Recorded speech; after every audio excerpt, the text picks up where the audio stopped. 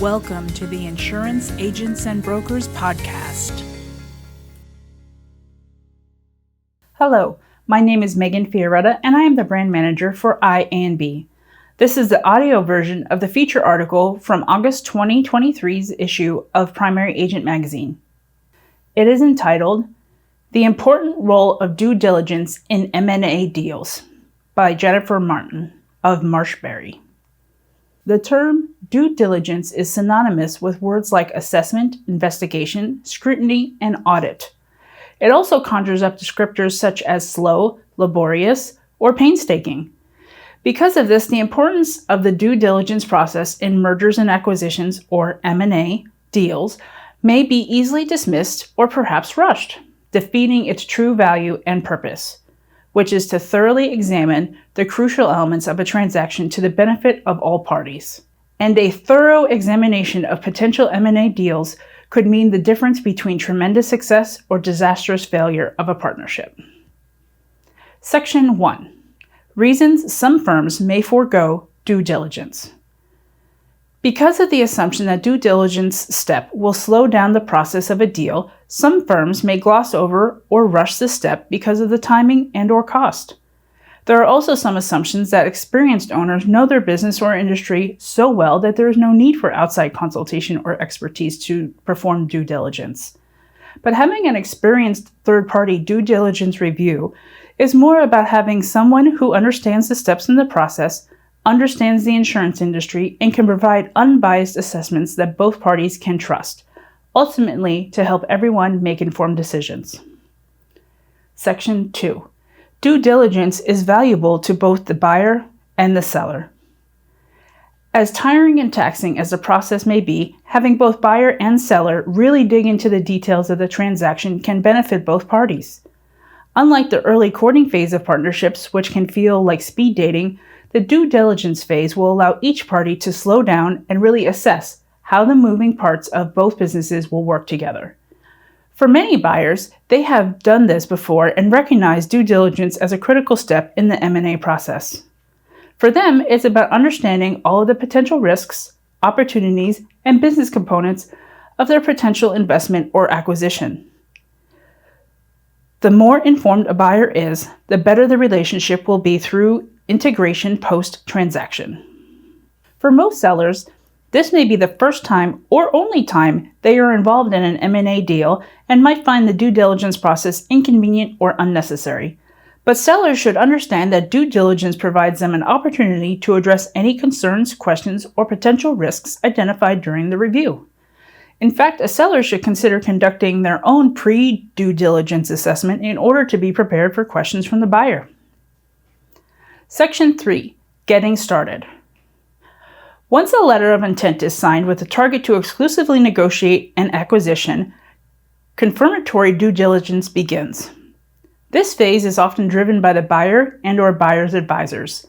Some buyers perform due diligence in-house, but most buyers involve an outside advisor to represent their interest, and it is often a requirement of the buyer's capital provider. However, it is just as important for the seller to confirm their understanding of the buyer during this phase. After all, the end goal is a successful partnership with no buyer or seller remorse. Like dating, there will be many twists and turns, but most can be anticipated and/or avoided with proper planning. And properly planning due diligence can help prevent deal fatigue by both parties.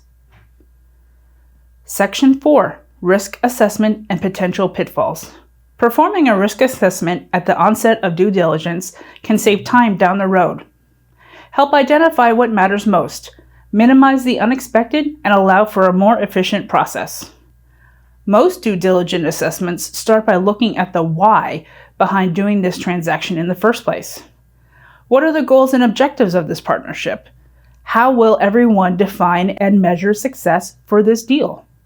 Once these are clearly defined, next, it's important to think about and document the potential pitfalls that could undermine the why of doing the deal. Here are some of the top pitfalls to watch for. 1. Culture clashes.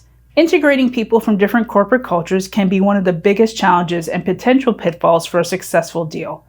Healthy work cultures, team chemistry, and individual personalities of senior level leaders aren't identified on financial spreadsheets. These are qualities that need to be examined and evaluated closely and are proven to impact M&A deal success rates. 2. HR issues. Every organization handles staffing differently, ranging from the classification of workers, i.e. full-time, part-time, independent contractor, to salary structures for sales personnel, to restrictive covenants. It's important to understand how a partnership may impact those existing employment structures. 3. Lack of strategic alignment. M&A can be a powerful tool in helping both parties achieve their strategic goals. However, it is important to ensure that both parties are aligned on their vision and objectives. Without a clear strategic fit, the deal may not deliver the benefits as anticipated by both parties. 4. Pro forma disagreements. Pro forma EBITDA, earnings before interest, taxes, depreciation, and amortization, is often a primary driver of valuation in most deals. Therefore, sellers are motivated to be aggressive in their pro forma assumptions, and buyers are motivated to take a more conservative approach. It is important for both parties to understand the methodology utilized in building the pro forma and agree on how any synergies or shared costs will be treated. Not only is it important for the initial evaluation, but also for earn-out purposes if contingent payments are part of the deal structure. Section 5. Resolving issues. As items are identified during the due diligence process, whether positive or negative, keep a scorecard and compare with the initial risk assessment. Keep track of how issues are handled as they arise. After all, in any partnership, it is not a matter of if issues will arise, but when they will arise. Take note on how collaborative or not your potential partner is being in determining an agreeable solution. It is better to gain this level of understanding during the engagement phase rather than after a completed transaction. Every deal carries a certain amount of uncertainty and risk. However, properly planned and executed due diligence can help minimize the risk for potential issues post-transaction and can help keep emotions in check. Documenting, quantifying, and analyzing the risks during diligence can help make buyers and sellers more comfortable on the day they are signing or making that wire transfer. If you would like to learn more about how to navigate the complexities of partnership deal negotiations, email or call Jen Martin, Vice President of MarshBerry, at jen.martin@marshberry.com, or call her at 440-287-6790. Thank you for listening.